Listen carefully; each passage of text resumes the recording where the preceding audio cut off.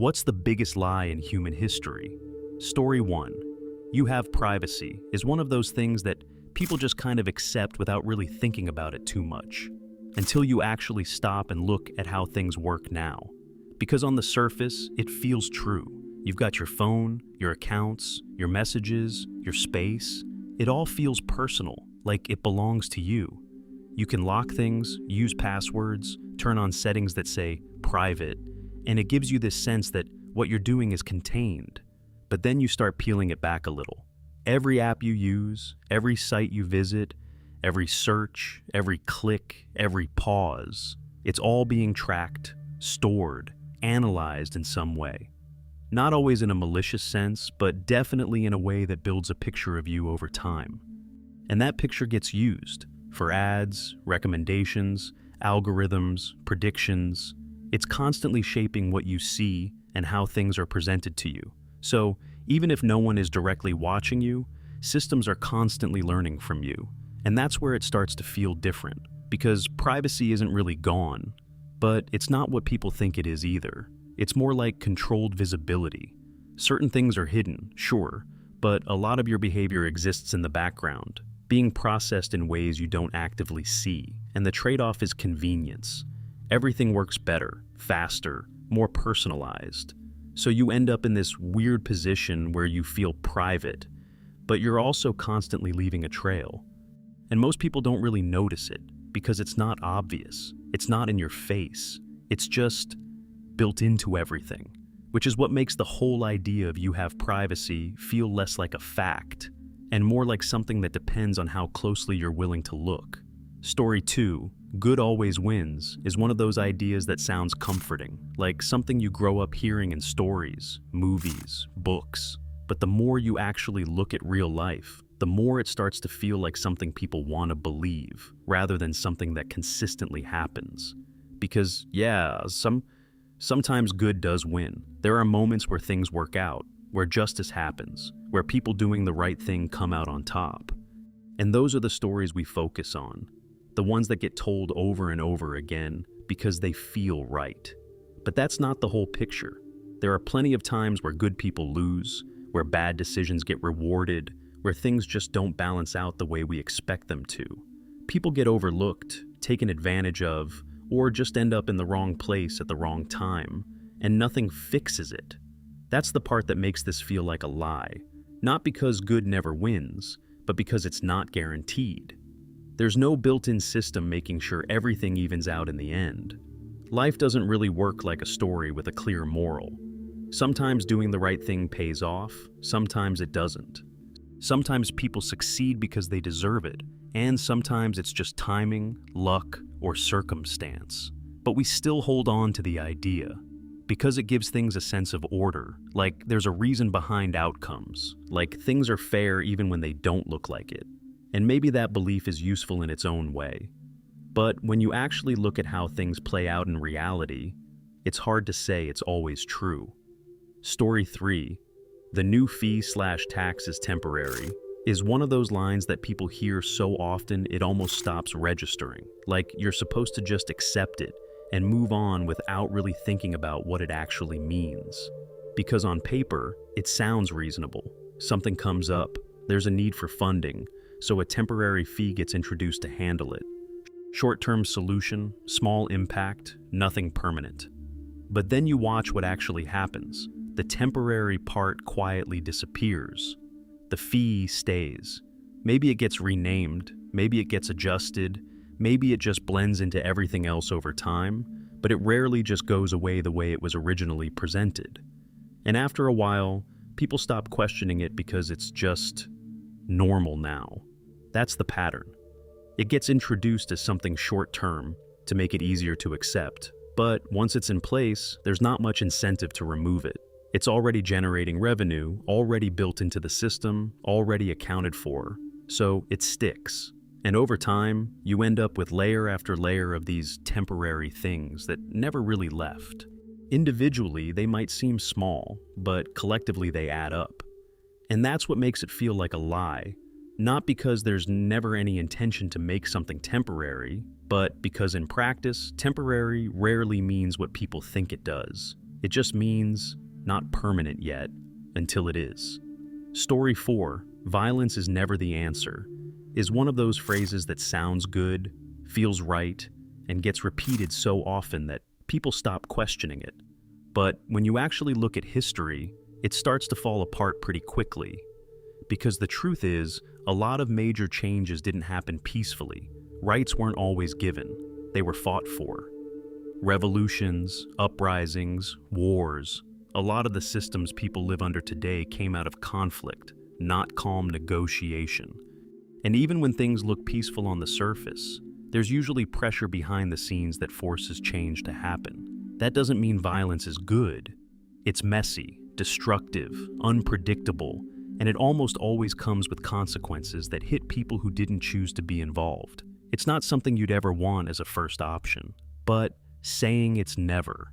The answer feels more like an ideal than a reality, because there are situations where people are pushed into corners, where nothing changes through discussion, where power structures don't respond unless there's real pressure behind it.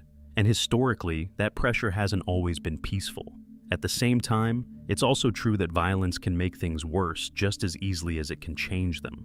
So, it's not about saying it's the answer, it's about recognizing that never doesn't really hold up when you look at how things have actually played out. It's one of those statements that exists because it should be true. But reality doesn't always follow what should happen. Story 5. Money can't buy happiness is one of those phrases that sounds deep and wise. Until you actually look at how people live in the real world. Because technically, sure, money doesn't directly buy happiness like it's some product you can pick up off a shelf. But it absolutely buys the things that remove a lot of unhappiness. It buys stability, security, time, and options. It means you're not stressing about rent, food, bills, emergencies. It means you can fix problems instead of just dealing with them. And that alone changes your day-to-day life in a huge way. Like it's a lot easier to be happy when you're not constantly worried about basic survival. And that's where the phrase starts to feel misleading, because it's usually said in a way that downplays how much money actually does impact quality of life.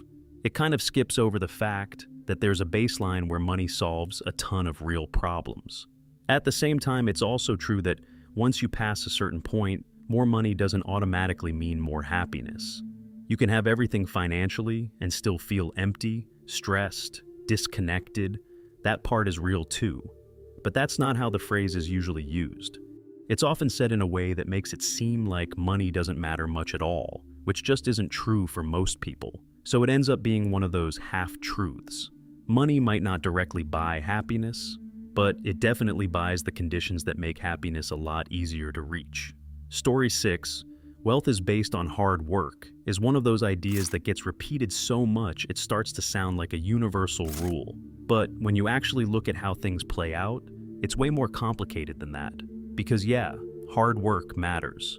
If you don't put in effort, improve skills, stay consistent, it's hard to get anywhere. That part is real, and it's why the idea sticks. People do build things through effort. But the problem is when it gets treated like the only factor, because there are plenty of people working incredibly hard who never become wealthy.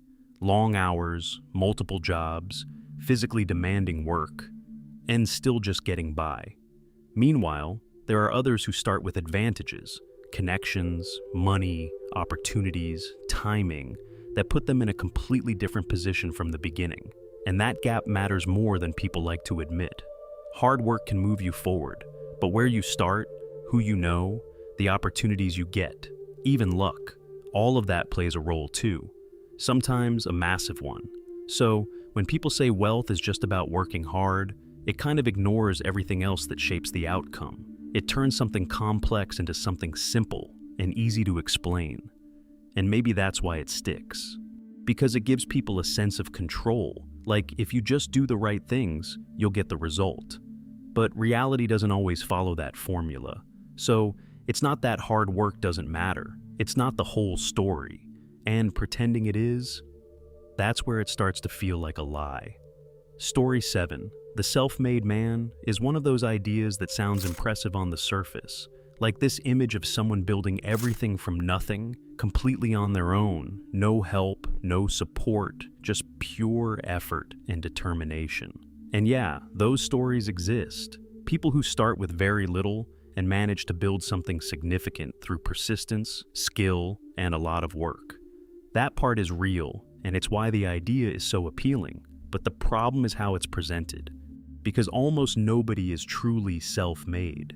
Behind every success story, there's usually something else. Opportunities, timing, people who helped along the way, systems that made it possible, even just being in the right place at the right time. It might not always be obvious, but it's there. Even something as simple as access to education, stable environments, or just meeting the right person at the right moment can completely change the trajectory. So when someone is labeled as self-made, it kind of erases all of that. It turns a complex path into a simple narrative. And that narrative can be misleading because it makes it seem like success is purely individual, like anyone who didn't make it just didn't try hard enough, which isn't really how things work. It's not that people don't earn their success, it's that they don't do it in isolation. There are always layers behind it. So the idea of the self-made man isn't completely false, but it's definitely incomplete, and that's what makes it feel more like a story than reality. Story 8, the government serves the people, is one of those statements that sounds right in theory, like it's how things are supposed to work. But when you actually look at how things play out, it starts to feel a lot more complicated, because on paper, that's the whole idea. Elected officials, public institutions, systems designed to represent and act in the interest of the population. It's built around the concept that power comes from the people and is used for their benefit. But then you look at reality. Decisions don't always seem to reflect what most people want. Policies get pushed that benefit certain groups more than others. Lobbying, influence, money, connections, all of that starts to shape outcomes in ways that don't always line up with the average person's interests. And over time, it creates this disconnect, where the system still says it serves the people, but a lot of people don't feel like they're actually being represented in a meaningful way. That doesn't mean it never works. There are times where systems function the way they're intended, where policies help people, where things improve, but it's inconsistent, and it's definitely not as straightforward as the statement makes it sound, because serving the people isn't automatic. It depends on who has influence, how decisions are made, and what priorities are actually being acted on behind the scenes. So the idea itself isn't necessarily false, but it's not guaranteed either. And that gap between what's supposed to happen and what actually happens is what makes it feel like more of an ideal than a constant reality. Story 9, the law is the same for everyone, is one of those statements that sounds clean and fair, like it's the foundation of justice. But when you actually look at how things play out, it doesn't always feel that simple. Because technically, the laws themselves are written to apply equally. Same rules, same penalties, same system. But the way those laws are experienced can be very different depending on who you are. Access to good legal representation alone can completely change an outcome. If you can afford better lawyers, more time, more resources, you're already in a different position than someone who can't. Then you add in things like status, connections, influence, even public perception, and it starts to shift even more. Two people can break the same law and end up with very different consequences. Not because the law itself is different, but because everything around it isn't equal. And that's where the idea starts to feel off. Because it suggests a level playing field, when in reality, the playing field has a lot of variables that aren't evenly distributed. That doesn't mean the system never works fairly. There are plenty of cases where it does exactly what it's supposed to do. But saying it's the same for everyone ignores all the factors that influence how it's actually applied. So, the statement isn't completely false in theory, but in practice it's not as equal as it sounds. And that difference is what people notice. Story 10, that we are free, is one of those ideas that feels true on the surface, like something people grow up believing without really questioning it. But the more you think about it, the more it starts to feel like it depends on how you define free. Because in a basic sense, yeah, Compared to a lot of places and times in history, people have more freedom. You can make choices, move around, speak, work, build a life in ways that weren't always possible. But then you start looking at the limits. You still have to operate within systems, laws, rules, expectations, economic realities. You need money to live, which means you need to work, which means your time is tied to something whether you like it or not. Even choices that feel free are often shaped by what's available to you, what you can afford, what opportunities you have. So, it's not complete freedom, it's structured freedom. You can move within the system, but not entirely outside of it. And then there's the less obvious side. Social pressure, norms, expectations, algorithms shaping what you see, what you think about, what you're exposed to. None of it feels like control in a direct way, but it still influences how you move through life. So, when people say we are free, it's not entirely wrong, but it's not absolute either. It's more like a version of freedom that exists within boundaries. And depending on how closely you look at those boundaries, it can start to feel a lot more limited than the statement makes it sound. Story 11. Human history, being accurate, is one of those things most people just assume is true. Like, we're taught it in school, read it in books, see it documented, so it feels solid. But the more you think about how history is actually recorded, the more it starts to feel a lot less reliable than it's presented. Because history isn't just a record of what happened, it's a record of what was written down. And more importantly, who was writing it. Most of what we know comes from people in power, people who had the ability to document events, preserve records, and shape narratives. And naturally, that perspective isn't always neutral. Victors write history, governments shape it, cultures filter it. So, you're not always getting the full picture, you're getting a version of it. There are entire perspectives that never made it into records. People who couldn't write, voices that were ignored, events that weren't documented or were intentionally altered. Over time, things get simplified, rewritten, or framed in ways that make sense for whoever is telling the story. And then it gets taught as fact. So you end up with this situation where history feels like something fixed and objective, when in reality, it's more like a reconstruction, pieced together, interpreted, sometimes biased, sometimes incomplete. That doesn't mean everything is false. A lot of it is based on real evidence, real events, real timelines. But it's not perfect. And treating it like a completely accurate, unbiased record of everything that happened, that's where it starts to feel more like a story we've agreed on than absolute truth. Story 12. For the people by the people is one of those phrases that sounds powerful and reassuring, like it perfectly captures what a system is supposed to be. But when you actually look at how things function, it starts to feel more like an ideal than a reality. Because the idea behind it is simple. The people choose their leaders, those leaders represent them, and decisions are made in the interest of the public. It's meant to be a system where power flows upward from the population, not downward from a select few. But in practice, it doesn't always play out that cleanly.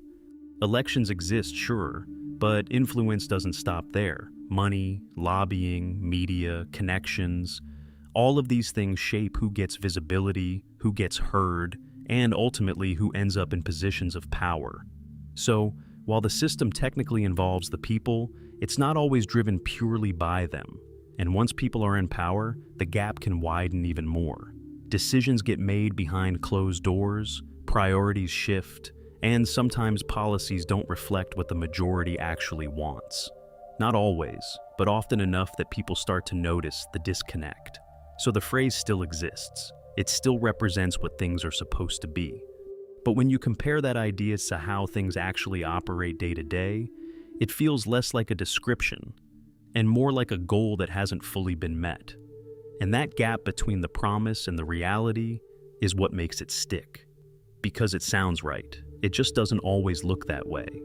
Story 13, God Needs Your Money, is one of those ideas that feels off the moment you actually stop and think about it for more than a second, because the concept itself doesn't really make sense. If you're talking about an all-powerful, all-knowing, divine being, why would money even be relevant? It's a human system, something we created to exchange value between ourselves.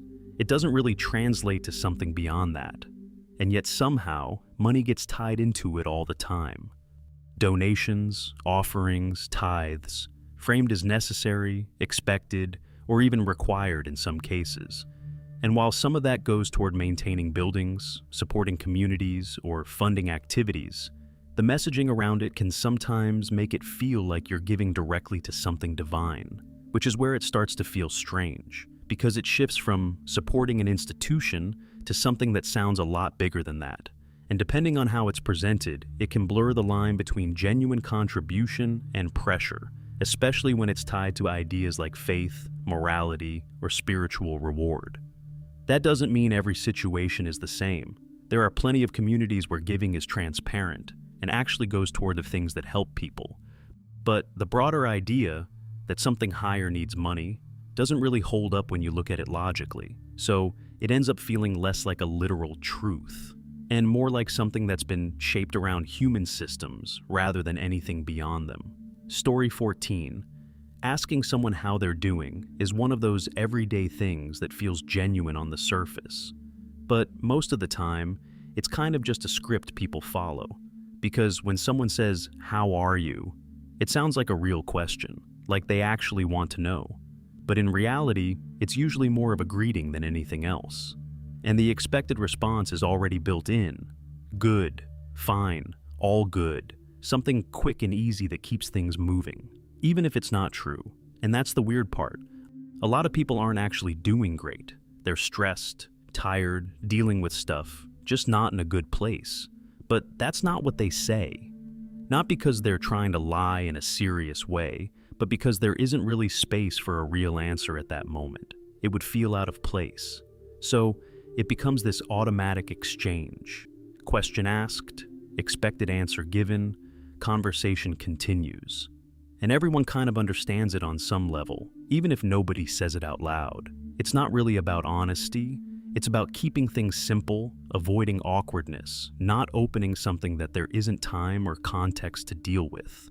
But at the same time, it does create this strange dynamic where people are constantly saying they're fine when they're not. And after a while, it just becomes normal, which is why it feels less like a real question, and more like a habit everyone participates in without thinking too much about it. Story 15. The police are your friend is one of those phrases most people hear growing up, and it sounds simple and reassuring. But the reality behind it is a lot more complicated than that. Because in theory, the role of the police is to protect people, enforce laws, and keep things safe. And there are definitely situations where that's exactly what happens. Emergencies, dangerous situations, times when someone actually needs help, and they show up. That part is real. But the idea that they're always your friend doesn't really hold up in every situation. Because their job isn't just to help you, it's to enforce the law. And depending on the situation, that can put them in a position where their interests and yours aren't aligned at all. If you're being questioned, investigated, or even just in the wrong place at the wrong time, the dynamic shifts pretty quickly. It's not personal, it's just how the system works. And that's where the phrase starts to feel misleading, because it creates this expectation of trust and comfort, when in reality, interactions can vary a lot depending on context, location, and circumstances. Some people have positive experiences, others don't, and those differences shape how the phrase is perceived. So, it's not that the idea is completely false, it's that it's overly simple. It turns something complex into something easy to say, especially to kids, but it doesn't really capture how those relationships actually function in real life. And that gap between the idea and the reality is what people notice. Story 16. We're from the government and we're here to help you is one of those lines that sounds reassuring on the surface. But depending on context, it can also feel like the exact opposite. Because in theory, that's literally the role of government. To provide services, maintain order, support infrastructure, respond to crises.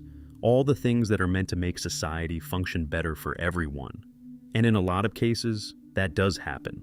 Roads get built, emergency services respond, systems exist that people rely on every day.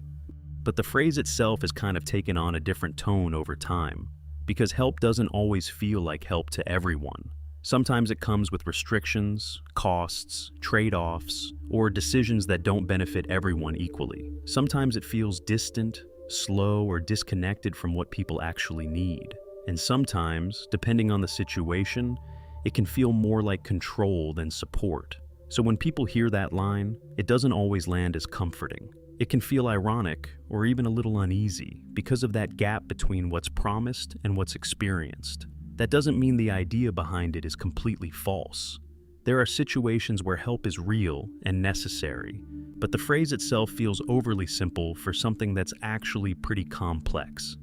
And that's why it sticks, because it sounds good, but people don't always experience it that way. Story 17, "We can control AI," is one of those statements that sounds confident and reassuring. But the more you think about what AI actually is and how it's developing, the less absolute that statement starts to feel. Because right now, yes, AI is controlled. It's designed, trained, adjusted, monitored. People build it, set boundaries, decide how it's used. In that sense, it's very much a tool, but that control isn't as simple as it sounds. AI systems are already complex enough that even the people building them don't always fully understand how they arrive at certain outputs. It's not like traditional software where every step is clearly defined. There's a level of unpredictability built into how these systems learn and respond. And then there's scale. AI isn't just one thing sitting in one place, it's being integrated into everything. Finance, healthcare, media, infrastructure, decision-making systems. So, control becomes less about one system and more about an entire network of systems interacting with each other. And that's where it starts to get messy, because even if each individual piece is controlled, the overall behavior can become harder to predict, harder to manage, especially as things get more advanced and more widely used. It's not that control disappears, it's that it becomes less absolute, more like guidance than total authority. So, the statement isn't completely wrong, but it's definitely more fragile than it sounds. And that's what makes it feel less like a certainty, and more like something we're still trying to figure out in real time. Story 18, "You can have it all," is one of those phrases that sounds incredibly motivating, until you actually try to live by it. Because on the surface, it pushes this idea that you don't have to choose. You can have success, happiness, relationships, money, time, fulfillment, all of it, all at once, if you just do things right. But real life doesn't really work like that. Everything comes with trade-offs. Time spent building a career is time not spent somewhere else. Chasing money can cost you peace. Prioritizing stability might limit freedom. Even things that seem positive on their own can pull against each other when you try to maximize all of them at once. So, instead of having it all, most people are constantly choosing what they're willing to give up. And that part usually doesn't get talked about. Even people who look like they have everything figured out still have gaps, problems, things they wish were different. There's no version of life where everything is perfectly aligned with no compromises. And that's where the idea starts to feel like a lie, because it sets an expectation that doesn't really exist. And when people don't reach it, they feel like they're doing something wrong, when in reality, the goal itself isn't realistic. You're not supposed to have everything. You're supposed to figure out what matters most to you and accept what comes with that. And weirdly, that's where things start to feel more real. Not when everything is perfect, but when you stop expecting it to be. Story 19. Aristocracy is one of those ideas that, in theory, actually sounds kind of reasonable, until you look at how it played out in reality. Because the original concept wasn't supposed to be about birth or status, it was supposed to mean rule by the best. People chosen because they were the most capable, the most skilled, the most fit to lead. In that sense, it almost sounds like a merit-based system, where responsibility goes to those who are actually qualified for it. But that's not what happened. Over time, it shifted from being about ability to being about inheritance. Power stopped being something you earned and started being something you were born into. Titles, land, influence, all passed down through families, regardless of whether the next person was actually competent or not. And once that structure was in place, it hardened. Each level of society had different rights, different privileges, different access, and moving between those levels became almost impossible. It turned into a rigid system where your position in life was decided before you even had a chance to prove anything. And that's where it starts to feel like a complete inversion of the original idea. Because instead of the best rising to the top, you ended up with entire generations holding power simply because of who they were related to, which opened the door to all kinds of abuse, imbalance, and stagnation. And it lasted for centuries. That's what makes it feel like such a massive disconnect. The idea itself wasn't necessarily flawed, but what it became was something entirely different. And a lot of people ended up living under the consequences of that shift for a very long time. Story 20. Our company culture is all about the people is one of those lines that sounds great in a job posting or interview, but the more you experience how companies actually operate, the more it starts to feel like branding rather than reality. Because on the surface, it hits all the right notes. It suggests support, respect, teamwork, maybe even the idea that employees actually matter beyond just what they produce. It makes the company feel human, like you're joining something that cares about you, not just your output. But then you get inside, and a lot of the time what matters most is still performance, numbers, deadlines, efficiency, all the things that keep the business running, which makes sense because at the end of the day, it is a business. But that's where the disconnect shows up. Because when priorities clash, people versus results, results usually win.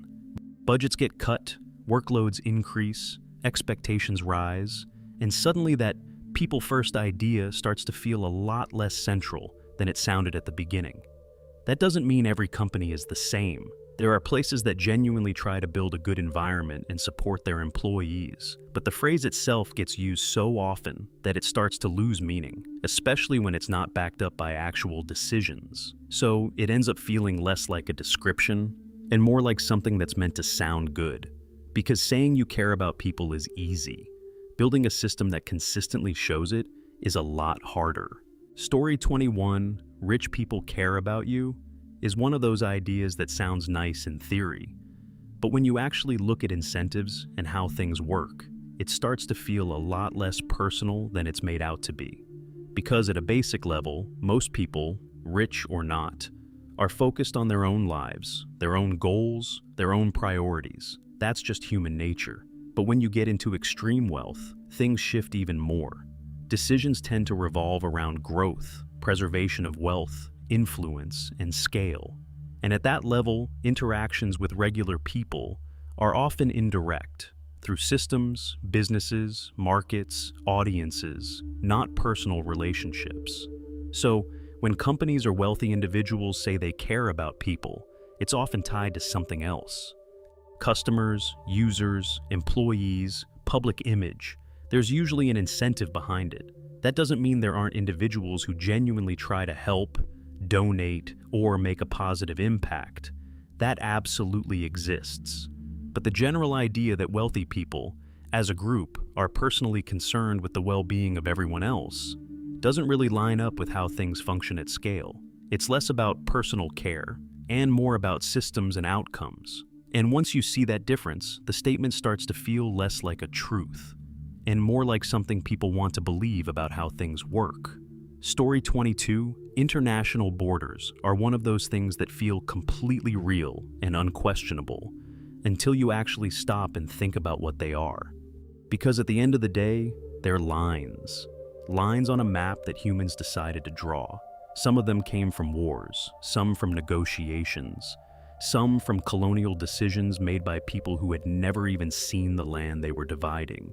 And once those lines were drawn, they became fixed, enforced, protected like they were always meant to be there. But they weren't.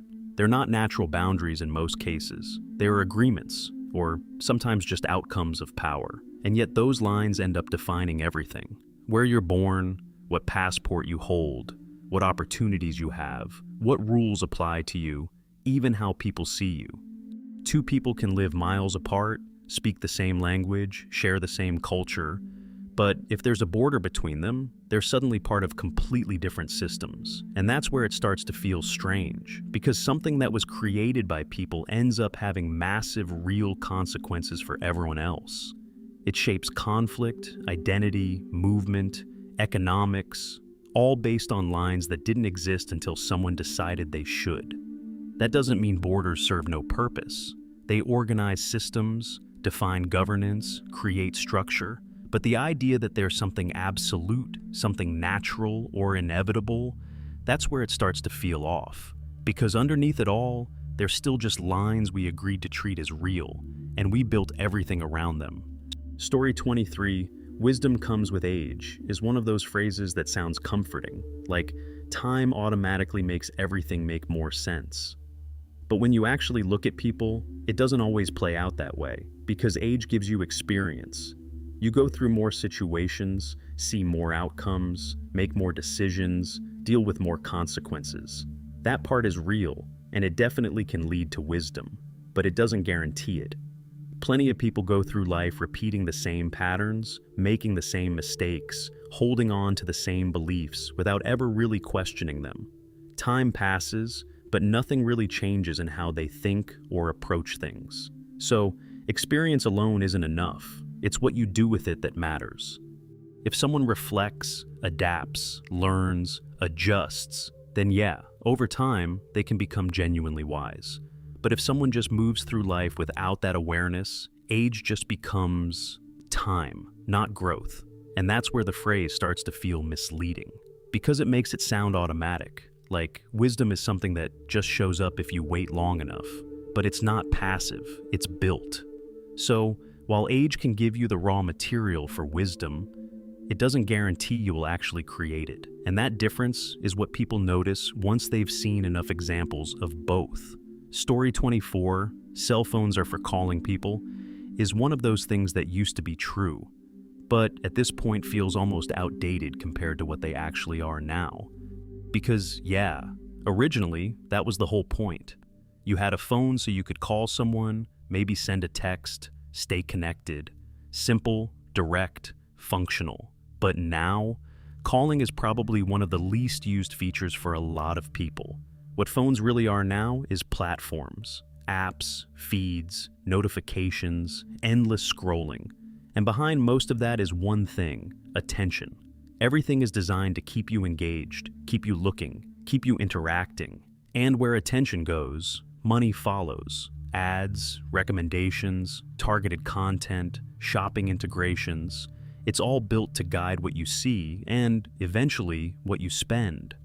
Even things that don't look like ads often are, just packaged differently. So, the phone stops being just a tool and becomes a channel. A constant stream of information, influence, and subtle nudges, all tailored to you based on what you click, watch, and engage with. That doesn't mean it's useless. It's incredibly powerful, convenient, and connected in ways that weren't possible before. But the idea that it's just for calling people, that's where it starts to feel like a leftover explanation for something that evolved into something much bigger. Because at this point, it's less about communication and more about capturing and directing your attention. Story 25. That genetics, wealth, or ideology can make someone superior to someone else is one of those ideas that keeps resurfacing in different forms throughout history, and every time it ends up causing more harm than anything else. Because on the surface, people try to justify it. Genetics, thinking some people are inherently better because of where they come from. Wealth, assuming money equals value or worth. Ideology, believing that having the right beliefs somehow puts you above others. And each of those can look convincing in certain contexts.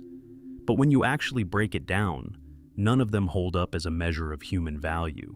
Genetics are random. You don't choose where you're born, what traits you have, what circumstances you start in. Using that as a hierarchy doesn't really make sense when it's something nobody controls. Wealth is situational. It can reflect effort, sure, but also timing, opportunity, systems, and luck. It says something about position, not inherent worth as a person. And ideology, that's just perspective. People grow up in different environments, with different influences, different information. Treating one viewpoint as making someone better ignores how much of that is shaped by context. And yet, these ideas keep coming back because they're simple. They create clear hierarchies, clear divisions, a sense of order, even if that order isn't actually justified. But in reality, people are way more complex than any single factor. No one is defined entirely by where they come from, what they have, or what they believe. So, the idea of superiority based on those things feels less like truth, and more like something people use to explain or justify differences that aren't that simple. Story 26. Scientology is one of those things that sits in a really strange space, because depending on who you ask, it's either a legitimate belief system or something that feels a lot more like a structured system built around control and money. On the surface, it presents itself as a path to self-improvement. You go through levels, learn more about yourself, clear past trauma, become more aware, more capable. It's framed almost like a personal development system rather than a traditional religion. But the deeper you go, the more it starts to raise questions. Because progression through those levels often involves paying for courses, materials, auditing sessions, and it can get extremely expensive over time. So, advancement isn't just about belief or practice, it's tied to how much you're able or willing to spend. And that's where it starts to feel different from what people typically expect. There's also the structure around it. Strict organization, strong internal rules, and a reputation for not responding well to criticism or people leaving. That kind of environment can make it feel less like an open belief system and more like something tightly controlled. At the same time, there are people within it who genuinely believe in it and feel like it's helped them. So, it's not as simple as labeling it one thing or another. But the overall perception comes from that contrast, the promise of personal growth on one side and the financial and structural realities on the other. And that gap is what makes people question it, because it doesn't fit neatly into what most people think of when they hear the word religion, which is why it ends up being seen in such a different light. Story 27, school prepares you for the real world, is one of those things you hear your entire life growing up. And then you step into the real world and realize how little of it actually lines up. Because school does teach you things. Basic knowledge, structure, deadlines, how to follow instructions, how to show up and complete tasks. Those are useful in a general sense. It gives you a foundation, but the way it's framed makes it sound like it's preparing you for life itself.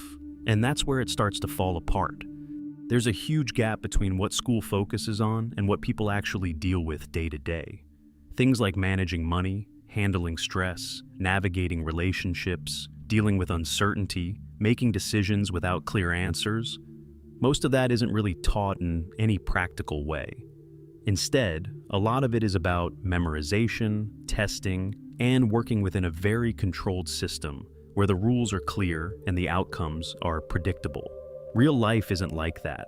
There's no answer key, no guaranteed structure, no clear path that works the same for everyone. You're constantly adapting, figuring things out as you go, dealing with situations that don't have clean solutions. So, when people say school prepares you for the real world, it feels a bit misleading. It prepares you for a system, not necessarily for life outside of it, and that's why so many people feel unprepared when they actually step into it. Because transition isn't just a next step, it's a completely different environment.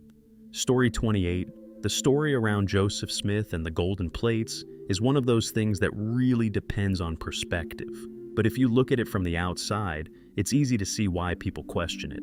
So, the claim is that Joseph Smith discovered these golden tablets that contained a sacred text, which he then translated into what became the foundation of the Mormon religion. According to the story, the plates weren't something people could just examine freely. They were shown only to a limited number of witnesses, often under specific conditions. And that's where a lot of skepticism comes in. Because for something that important, you'd expect it to be widely verified, studied, examined. But instead, access was restricted, and eventually the plates were said to have been taken back or no longer available, which makes it hard to independently confirm anything.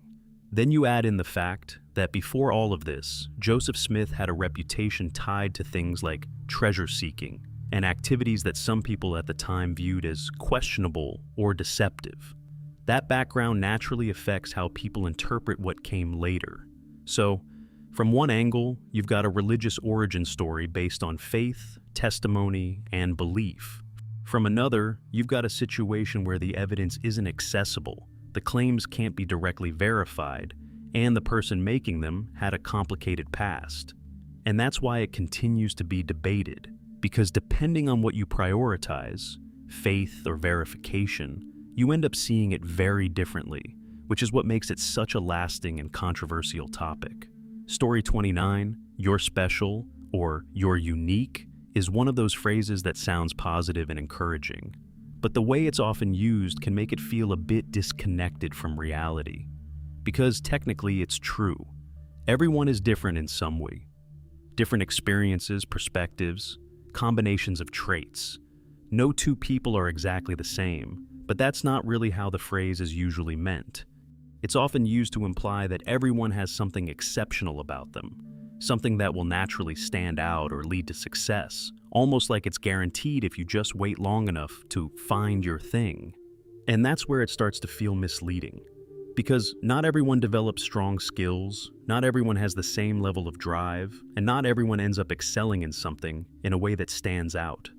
Life isn't structured in a way where everyone gets a clear, defining strength that sets them apart, and constantly reinforcing that idea can actually create a weird disconnect. People can end up expecting something to just click one day, instead of realizing that most skills, strengths, and abilities come from effort, time, and practice, not something hidden that just needs to be discovered. So, instead of being motivating, it can sometimes feel like it's setting unrealistic expectations. Not because people don't have value, but because the idea of being special gets framed in a way that doesn't match how things usually work. And that's where the phrase shifts from being encouraging to be a bit misleading. Story 30, that there is glory in war, is one of those ideas that sounds powerful in stories, speeches, and history books. But the reality behind it is a lot less heroic than it's made out to be. Because from a distance, war gets framed in a certain way. Courage, honor, sacrifice, victory, all the things that make it sound meaningful, almost noble. And those elements do exist on an individual level. People do act bravely. People do make sacrifices. But that's not the full picture. Up close, war is chaos. It's loss, confusion, fear, destruction, people dealing with things that don't fit into clean narratives. It's not organized heroism, it's survival. And for most people involved, there's nothing glorious about it. It leaves damage that doesn't just go away when it's over. Physical, mental, generational, and even the outcomes aren't always clear. One side wins, but the cost can be so high that it doesn't really feel like a victory in any meaningful sense. That's where the idea starts to feel like a lie, because it takes something complex and brutal and turns it into something simplified and inspiring. Maybe because it makes it easier to understand, easier to justify, easier to accept. But when you look at the reality of what war actually is, glory isn't really the word that fits. Story 31, that there is glory in war, is one of those ideas that sounds powerful in stories, speeches, and history books. But the reality behind it is a lot less heroic than it's made out to be. Because from a distance, war gets framed in a certain way. Courage, honor, sacrifice, victory, all the things that make it sound meaningful, almost noble. And those elements do exist on an individual level. People do act bravely, people do make sacrifices, but that's not the full picture. Up close, war is chaos. It's loss, confusion, fear, destruction, people dealing with things that don't fit into clean narratives. It's not organized heroism, it's survival. And for most people involved, there's nothing glorious about it. It leaves damage that doesn't just go away when it's over. Physical, mental, generational, and even the outcomes aren't always clear. One side wins, but the cost can be so high that it doesn't really feel like a victory in any meaningful sense. That's where the idea starts to feel like a lie, because it takes something complex and brutal and turns it into something simplified and inspiring. Maybe because it makes it easier to understand, easier to justify, easier to accept. But when you look at the reality of what war actually is, gory isn't really the word that fits. Story 32, stainless steel, is one of those terms that sounds way more absolute than it actually is. Because when you hear it, it gives the impression that it doesn't stain, doesn't rust, doesn't degrade. Like it's somehow immune to all the things regular metal deals with. But that's not really true. It's stainless, not stain-proof. Stainless steel is designed to resist corrosion, not completely eliminate it. Under the right conditions, moisture, salt, acids, time, it can still rust, discolor, or degrade. It just does it more slowly and less noticeably than other types of steel. And that's where the name becomes a bit misleading, because it sets an expectation of permanence, when in reality, it still requires care, still reacts to its environment, and still wears down over time. It's better, not perfect. But the way it's labeled makes it sound like something that doesn't have those limitations at all. And that's why it fits into this kind of biggest lie category. Not because it's completely false, but because it's just slightly exaggerated in a way that people don't really question, until they see rust on it.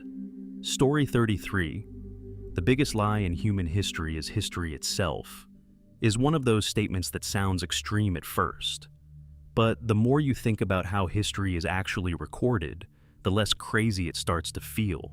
Because history isn't a perfect record, it's fragments, bits and pieces that survived, documents, artifacts, stories, all stitched together into something that looks complete, even though a huge amount is missing. Entire civilizations left little to no trace. Events were never recorded, or were recorded in ways that didn't survive. And even when things are recorded, they're not always accurate. They're filtered through whoever was writing them. Victors, rulers, institutions, people with power tend to shape the narrative, whether intentionally or not. Details get emphasized, ignored, or altered, and over time, those versions become what people accept as truth. So, what we call history is really more like a reconstruction, an interpretation of what likely happened, based on incomplete and sometimes biased information. That doesn't mean it's all wrong. A lot of it is grounded in solid evidence, cross-referenced, studied, refined over time. But it's not as complete or as certain as it's often presented. There are gaps we don't know about, stories we'll never recover, perspectives that were never recorded, and that's what makes the idea feel unsettling, because we tend to treat history like a finished story, when in reality, it's more like an unfinished puzzle, and we're working with whatever pieces we manage to keep. Story 34, Terra Nullius is one of those concepts that sounds technical and legal, but when you actually understand what it meant in practice, it starts to feel like one of the clearest examples of how language can be used to justify something much bigger, because the idea itself was simple. It treated land as if it belonged to no one. So when the British arrived in Australia, instead of recognizing the people already living there, their systems, their connection to the land, their societies, the land was legally framed as empty, which obviously wasn't true. There were entire communities, cultures, and histories already there. But by defining it as unoccupied in a legal sense, it made it easier to claim it without treaties, without negotiation, without acknowledging ownership in the way it was done in other places like the US or New Zealand. And that's where it stops being just a definition and starts becoming a tool. Because once that idea is accepted, everything that follows, settlement, control, displacement, can be built on top of it while still appearing legitimate within that system. And the effects of that didn't just stay in the past.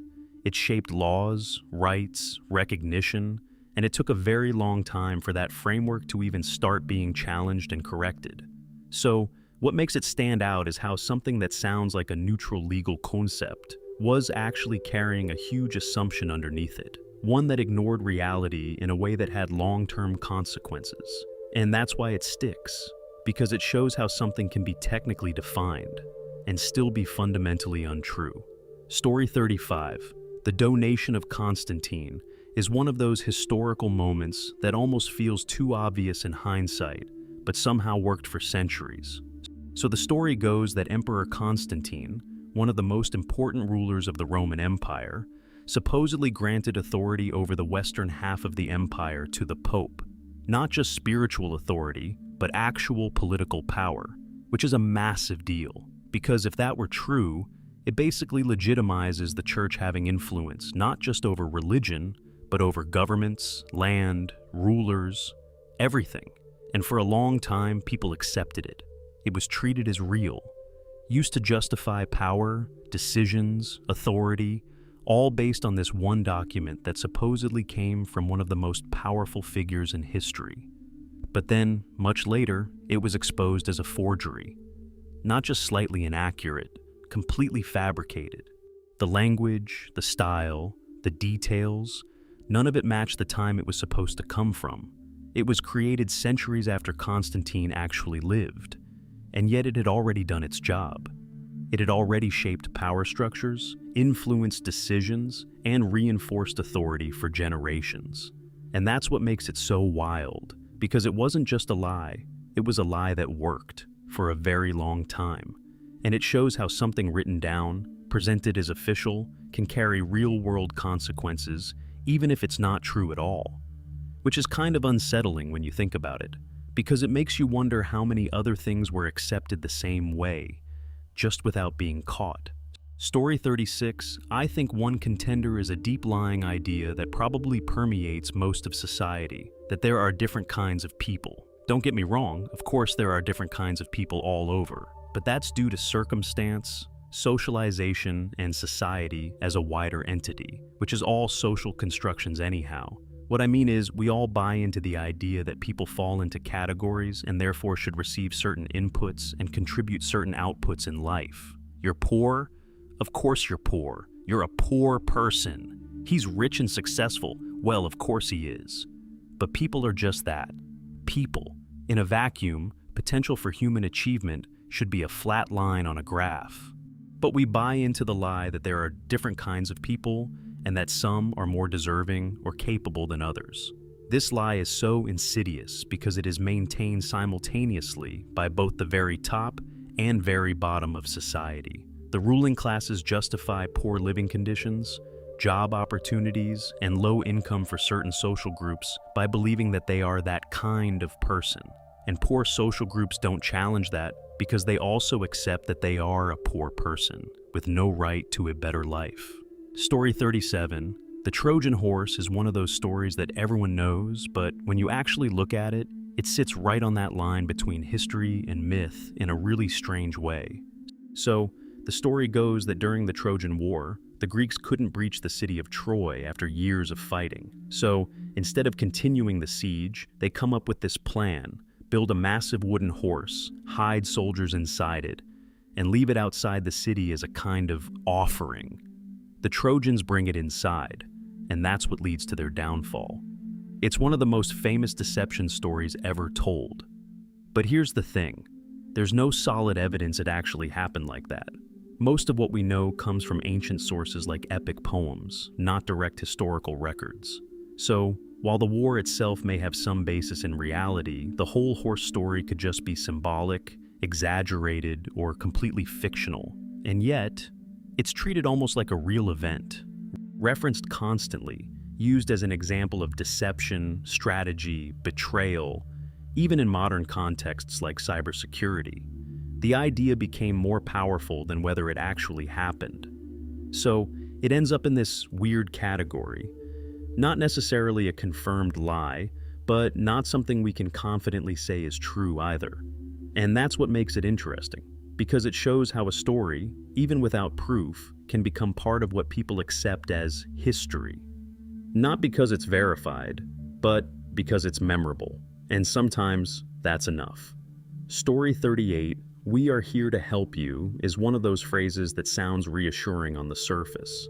But in the context of colonization, it often meant something very different from what it claimed. Because when colonizing powers arrived in new lands, that language was sometimes used to frame their presence as beneficial, bringing structure, religion, trade, civilization, all presented as if it was something being offered. But that framing didn't match what actually happened. In many cases, it led to land being taken, cultures being disrupted or erased, systems being replaced, and people losing control over their own lives and environments. What was described as help often came with force, imbalance, and long-term consequences that weren't chosen by the people already living there. And that's where the phrase starts to feel misleading, because it shifts the narrative. It turns something imposed into something offered, something taken into something given. And that difference matters. It doesn't mean every interaction was identical or that there weren't moments of exchange or cooperation, but the broader pattern makes it hard to take the phrase at face value. So it ends up being one of those statements that says one thing, while reality shows something else entirely. And that gap is what makes it stick. Because it sounds positive, but historically, it often wasn't. Story 39, you'll need to graduate, companies will ask for a copy of your diploma, is one of those things that gets drilled into people early on, and then doesn't always match what actually happens later. Because yeah, education matters. Having a diploma can open doors, check boxes, and in some fields it's absolutely required. Doctors, engineers, lawyers, there are paths where you need that formal qualification, no question. But the way it's often presented makes it sound universal. Like every job, every company, every opportunity is going to demand proof that you graduated, and without it, you're basically locked out. And that's where it starts to feel off. Because in a lot of cases, especially outside of highly specialized fields, companies care more about what you can actually do. Skills, experience, portfolio, results. Those things tend to matter way more once you're in the real world. Some places don't even ask for proof at all, and even when they do, it's often just a checkbox, not the deciding factor. So the idea ends up being exaggerated, not completely false, but framed in a way that makes it seem more absolute than it really is. It pushes this sense of pressure, like everything depends on that one piece of paper, when in reality, it's just one part of a much bigger picture, and that's why it sticks, because it sounds like a hard rule, but for a lot of people, it doesn't actually play out that way. Story 40, that quality of life is about money and material objects, is one of those ideas that seems obvious at first, but starts to fall apart the more you look at how people actually live. Because money does matter. It gives you stability, options, comfort. It can remove a lot of stress and make day-to-day life easier. That part is real, and it's why people chase it. But it's not the whole picture. Once basic needs are covered, more money and more stuff don't automatically translate into a better life. You can have everything materially and still feel stressed, disconnected, or unfulfilled. And you can have less, but still feel content depending on things like relationships, purpose, time, and how you experience your day-to-day life. And that's where the idea starts to feel misleading. Because it reduces something complex into something measurable. It makes it seem like quality of life can be stacked, upgraded, or accumulated, when a lot of it comes from things that don't really work that way. Time, freedom, health, meaningful connections, those don't always scale with money the way people expect. So people end up chasing more, thinking that's what will fix everything, and sometimes it helps, but sometimes it just shifts the problem somewhere else. That doesn't mean money is irrelevant. It just means it's not the definition, and treating it like it is where the idea starts to break down.